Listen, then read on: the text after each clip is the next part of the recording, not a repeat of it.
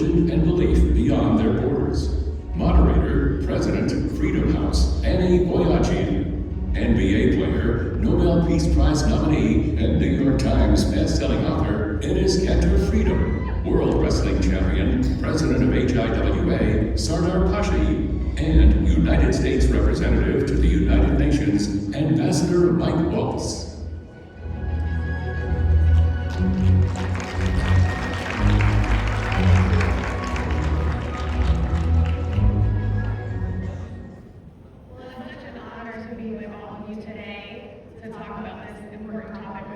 Extremely distinguished panel.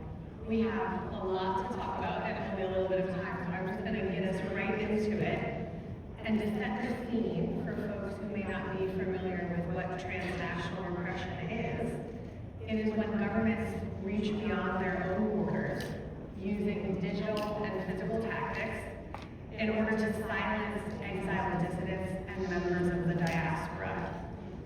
Tactics include threatening messages and phone calls, threats against family members, arrests, assaults, deportations, even murder. Freedom House maintains a database of direct physical incidents of transnational repression, so assaults, kidnapping, assassination attempts, and we use only open source, publicly verifiable information because we don't have the capacity to vet claims on our own. And so this doesn't even include digital incidents. And we know what we have captured is really only a drop in the bucket compared to what is actually going on. And even still, globally, between 2014 and 2024, we have documented 1,219 incidents of physical transnational repression perpetrated by 48 governments. That is more than 20% of the world's governments in 103 countries, including here in the United States. And some of our panelists sitting with me have experienced that themselves. Some governments target specific religious groups or believers because they are perceived as a political threat. We see this in China, Central Asia, Egypt, India, Iran, and Turkey. There are also many religious believers around the world whose faith compels them to speak out against repression or take up roles as journalists, human rights lawyers, activists, political figures, and this then leads to them being targeted. The worst perpetrators of transnational repression in our database include the governments of China, Turkey, Russia, Tajikistan, Egypt, Turkmenistan, Cambodia, Iran, Uzbekistan, and Belarus. And this is actually a perfect segue to Ambassador Waltz, believe it or not. Ambassador, many of the worst perpetrators of transnational repression, including the governments I just mentioned, but others as well, and governments that persecute and target religious minorities, sit on key UN bodies and are working together to actively shape the agenda at the UN and to target dissidents. From your vantage point, how do you think the United States and other democracies can work together to confront transnational repression within the US system, even when many of these very actors are trying to manipulate that system to target folks? Well, thank you, and thank you for having me today. Thank you for all the great work that Freedom House does in the fight for freedom all over the world, and just the fundamental basic rights that we all hold dear and that America has led around the world on now in the post-World War II era. Look, I get asked all the time. I'm a former congressman. I'm used to kind of being in a town hall where people ask very basic, fundamental questions from our bosses, the taxpayers. I get asked all the time, what the heck is he looking good for? Why are we participating? Why are we paying a quarter of their budget? What is it doing for us and for them, frankly? And my response often is, yes, it absolutely needs to be cleaned up. It needs to be focused in a better direction. But under an America First agenda, with a diplomacy-first approach, we need one place in the world where everyone can talk, where everyone can come together, even those that we have fundamental and absolute disagreements with. And the interesting thing about New York is there's more embassies in New York than there are in Washington, D.C., because there's countries there that we're treaty bound to allow access to the UN that we don't have relationships with, countries like North Korea, Iran, Cuba, and others. So that's one dynamic of engagement. But this administration has undertaken a review of a number of UN organizations. There are some that we're determined to get in there and fight and reform. And then there's others that we've decided just need to be defunded and need to be, frankly, kind of taken down and rebuilt. And the Human Rights Council is one of them. We are no longer participating, we are no longer funding that organization because of the dynamic you just outlined. Some of the worst and most egregious abusers are a member of that council and seek legitimacy from that council and seek cover for much of the transnational threats and the TNR that they're engaging in. So what we're doing is bringing together like-minded coalitions and frankly pulling folks together in ways that we can work against and for these issues, but importantly it serves as a platform for highlighting the abuses that I think you're going to hear about all day long. We recently had a gentleman that was arrested, detained, and tortured by the Iranian regime for 9 years. We also had Ncauj, and the fact that, case in point, example exhibit number 1, she just faced for her assassins in a U.S. court. They were recruited by the same Iranian operative that also tried to recruit assassins to kill President Trump. So I don't want to take up too much time on the issue because I want you to hear these amazing stories from Inez and Sadar. But I'll tell you, this is an issue that the United States takes very seriously. We are very concerned about it. We are willing to engage in these various UN bodies, including the Security Council, where I and the United States have brought these voices so the entire world can hear. And by the way, when we had the Iranian dissidents there at the UN Security Council, it penetrated all the way into Iranian villages and gave those people hope that their voices were being heard, that their examples were being put on the world stage. But in other cases, we are going to use the power of the United States purse to defund organizations that are not living up to the basic elements of its charter, like the HRC.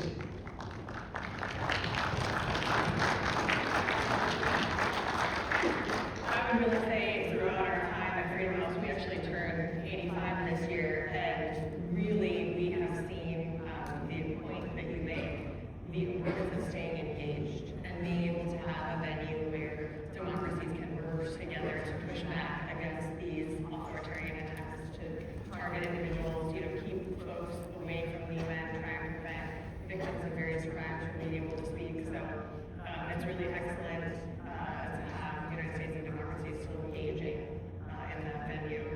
This is actually a great transition. You were talking about Iran. Sardar, you are a world-class wrestler, medalist, national coach from Iran, and also proudly Kurdish. Part of the reason you were forced to flee Iran was for speaking out about discrimination against the Kurdish people. Your story very powerfully illustrates how ethnic persecution and transnational repression intersect. And obviously we've seen that quite a bit from the Iranian government. You were barred from international competition and forced into exile, and your family is experiencing ongoing intimidation and retaliation. So is your community. The government of Iran has been particularly brazen in the way it has targeted perceived opponents, and I know we up here are all friends with Ahmadinejad, who the ambassador referred to, and are thrilled that the government has attempted to assassinate him a number of times, and we're very glad that the latest attempt did see a conviction. But Sardar, based on your experience, how do you think Iran and other authoritarian regimes are using transnational repression specifically to try and silence ethnic minorities? And then related, but a little bit different in case we don't have time for a second round, as you look at everything that's happening in Iran today, what do you think ethnic minorities, especially Kurds, want to see for the future of Iran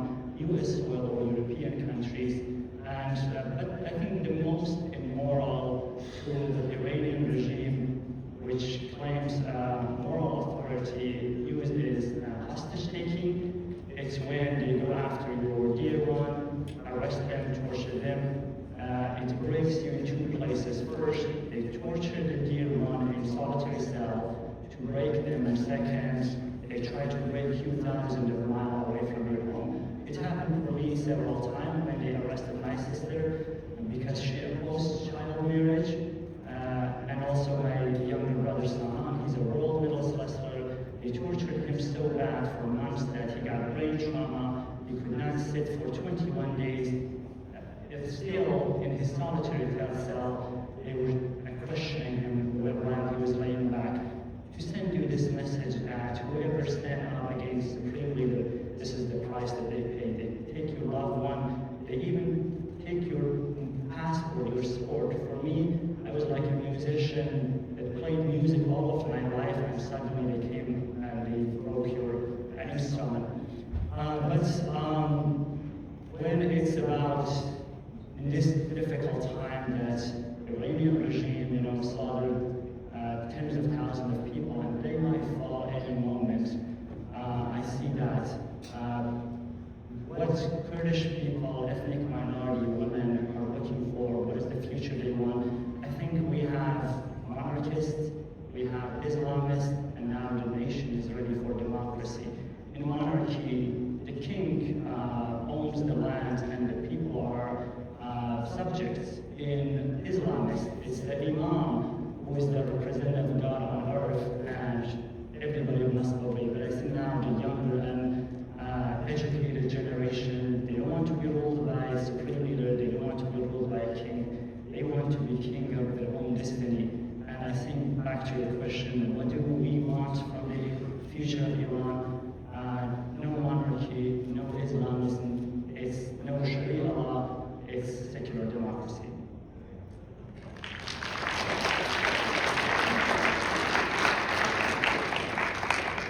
I know we at Freedom House are so grateful for your bravery and the bravery of your colleagues who continue to fight for freedom.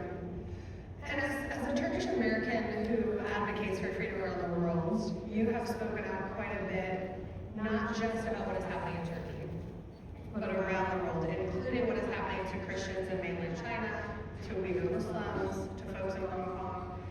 And you are doing this not just as a quiet citizen, but as a high-profile NBA star, now a best-selling author. And you have made some pretty powerful enemies as a result. You yourself have experienced transnational oppression directly from the Turkish government.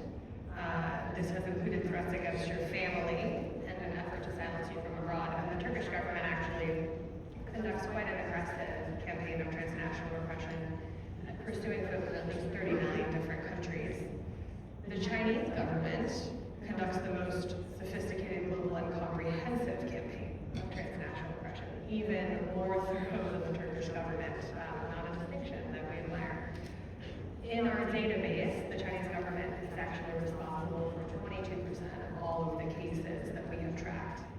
And the PRC is not happy with you either. From your perspective, how do authoritarian governments learn from one another when it comes to silencing critics? And this can be through transnational oppression, but also I know you've seen quite a bit of economic and political pressure. What does your experience tell us about the risks faced by outspoken individuals like you, especially those advocating for religious freedom? Right. Thank you for having us. I'm really honored to be here. They definitely do learn from each other. I think I'm going to start with Turkey and go to China. So I think the hardest thing to go against the dictatorship what your family has to go through. And it was not easy when I started to speak up about the dictatorship in Turkey. I haven't seen my family in 11 years. They put a bounty on my head and they put my dad in jail. It's people knows my story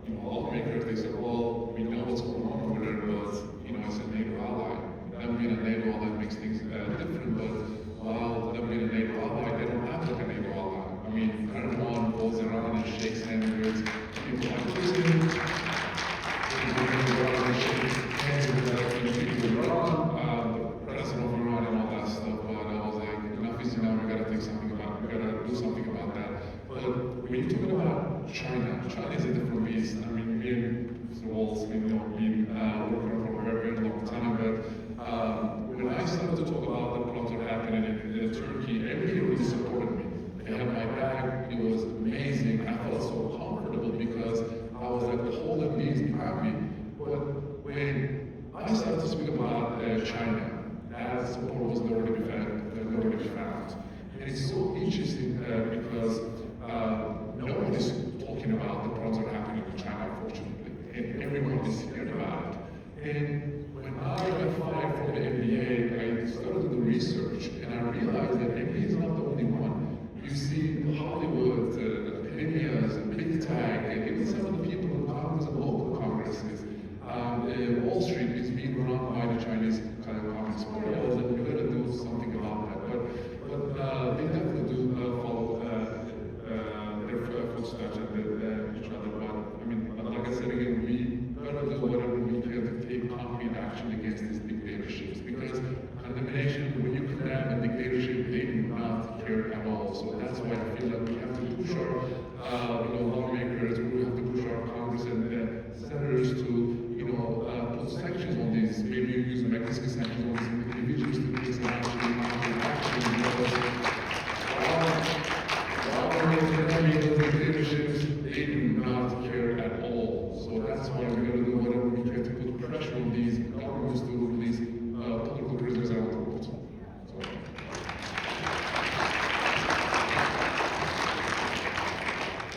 Freedom House works quite a bit on targeted sanctions legislation, and that is actually one of the things we hear from folks on the ground and folks who've been forced to flee over and over, is how effective that can actually be in changing behavior. You talked about one of the hardest things for you being the pressure that your family members experienced, and the technical term we track for that is coercion by proxy, and so many of the folks we work with very understandably talk about that being worse than anything that could happen to them personally, because having to muster the courage to continue speaking out.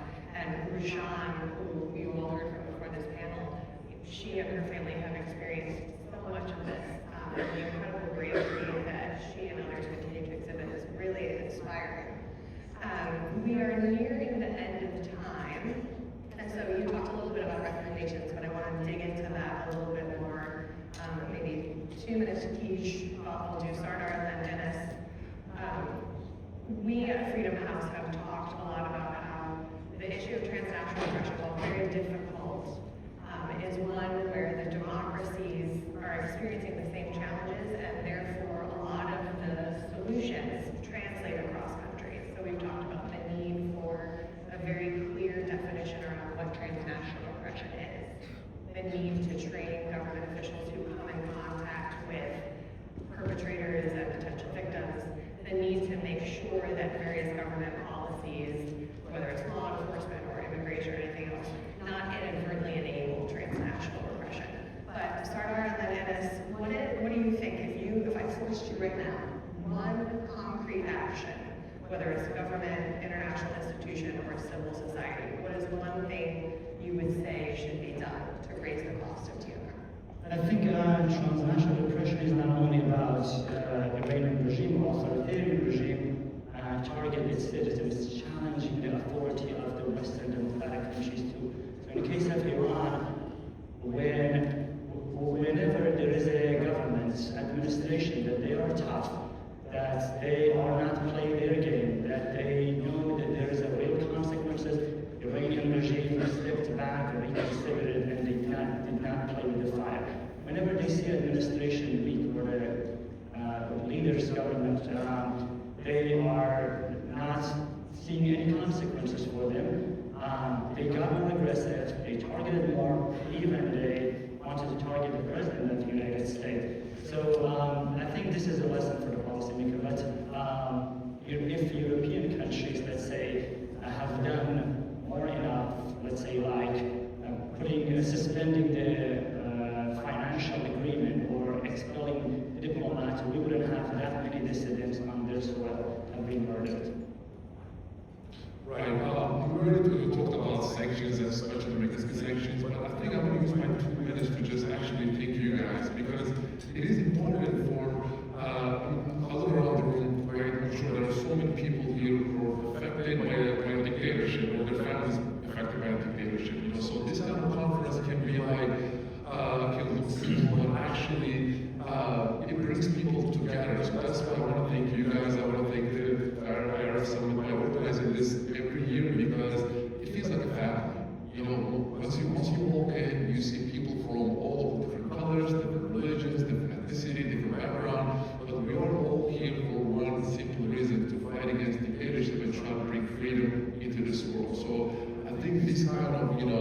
summits are so effective. It gives people courage and it gives people hope, and then it makes me feel like, oh my God, I'm not alone in this fight. I have so many people here that actually shares what I'm going through. So thank you guys for actually being here.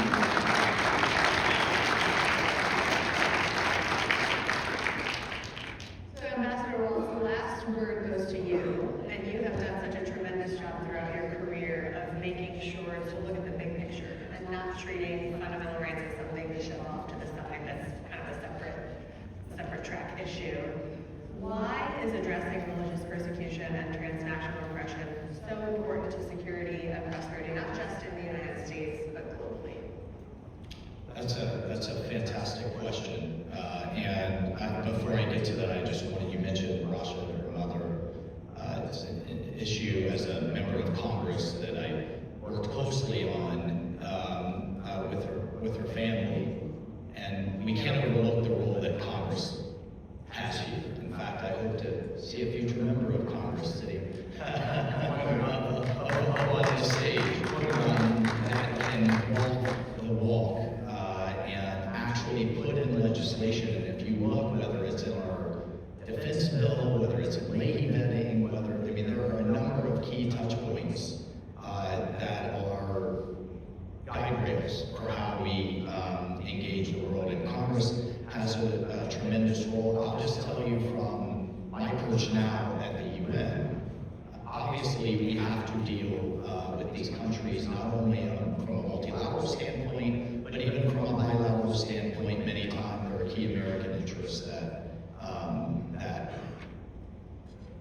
we must, on behalf of the American people, engage with. But with the UN, it can truly be a global platform for gentlemen like these to tell their story, because what dictatorships often hate is sunlight and a spotlight in places where they don't want it, where the world can hear the human toll, the effect on families, the shattered lives that goes on as a result of these actions.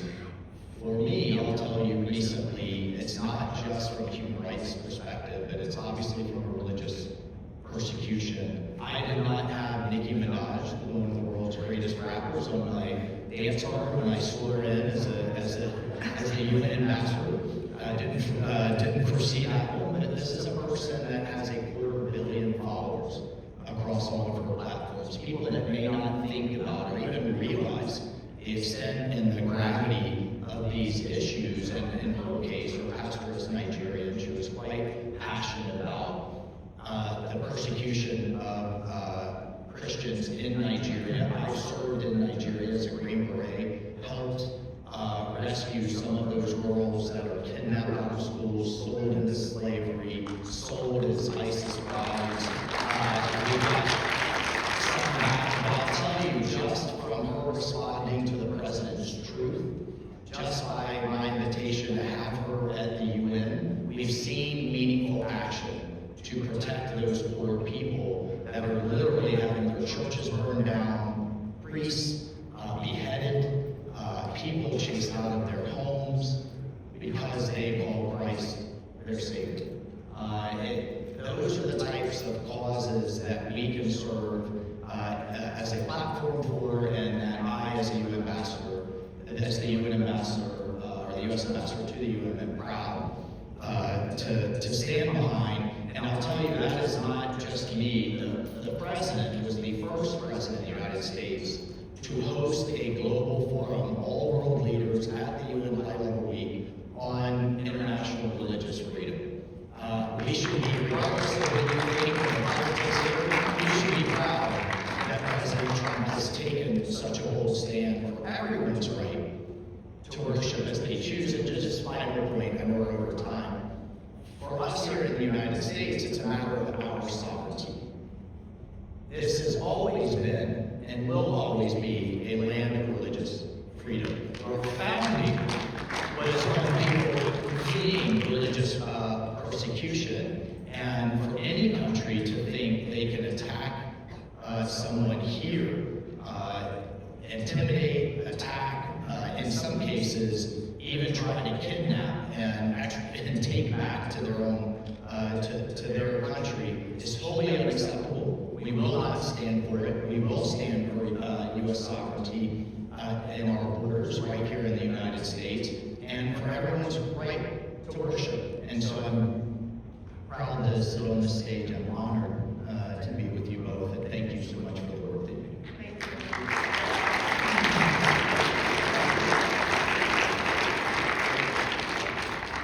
We're so grateful to everything you all do to address this issue